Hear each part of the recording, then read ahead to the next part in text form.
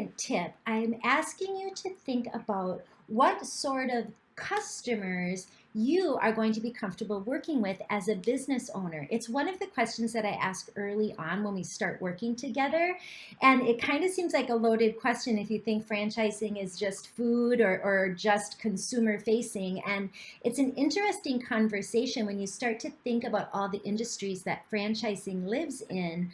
I represent a lot of different brands where their customers are actually other businesses. Okay, so think about advertising and marketing when your job is basically to advertise and your business is to advertise and maybe create websites or create materials to promote other small businesses or just a vendor of businesses. I work with one of my favorite brands, and their actually main claim to fame is that they kill the germs that kill your business. And so they go in and they do a lot of restroom hygiene and restaurant sanitization, and they sanitize huge warehouse spaces or small office buildings. Commercial cleaning falls into that.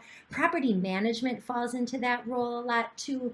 There's a lot of businesses out there that you're not consumer facing. You're on the phone. You generally probably have maybe less customers than you would, and it's usually less of a transactional business in that it's more relationship focused. When other businesses are your customer, you're in communication with them on a regular basis, which generally will translate to recurring revenue as well.